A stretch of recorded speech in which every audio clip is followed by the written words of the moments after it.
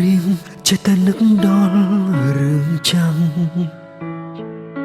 ប្រវត្តិខ្លះធ្លាប់អង្គុយស្ដាប់រួមគ្នាកាសមួយស្ដាប់ពីរនាក់ញញឹមគ្រប់វេលាឥឡូវបែរជាលឺហើយហូរទឹកភ្នែកតើអ្នកណាធ្វើឲ្យអូនចេះស្អប់បងបរដងបងសុំចប់អូនប្រកាយសុំបីតែវត្តភ្នំចង់ដុបកាត់ក៏ស្រែកខ្លាចបែកដូចពាក្យគេនិយាយតគ្នានៅក្បែរបងអូនលែងកង់ក្ដៅហើយតើមែនទេទើបមានមេរហាំងដកខ្លួនឲ្យគ្មានពាក្យលាកុំតែបានឃើញផ្ទាល់ភ្នែកអូននឹងគេបណ្ដាគ្នាប្រហែលជានៅមកមិនដឹងរហូតនៅក្បែរគេអូនកង់ក្ដៅជាងក្បែរបងប៉ុណ្ណាគេសាវ៉ាឬចេះមើលថែបេះដូងអូនបើគេធ្វើឲ្យអូនយំកុំភ្លេចមានបងស្ម័គ្រថែ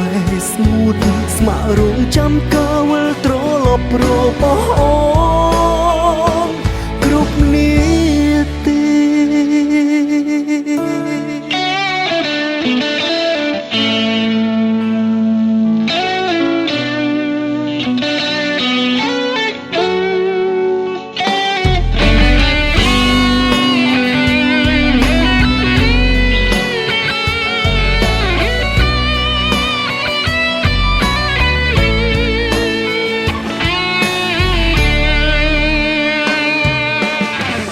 អ្នកណាធ្វើឲ្យអូនចេះស្អប់បង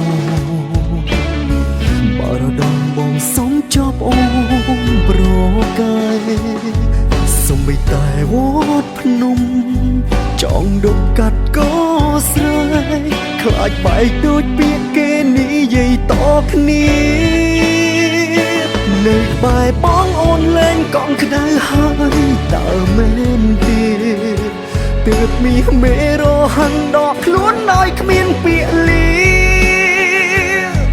កុំតែបានឃើញផ្ទាល់ភ្នែកអូននឹងគេបណ្ដាគ្នាប្រហែលជានៅមកមិនដឹងរហូតនៅក្បែរគេអូនកង់ក្ដៅជាងក្បែរបងប៉ុណ្ណាគេសាវ៉ាឬចេះមើលថែបេះដូងអូ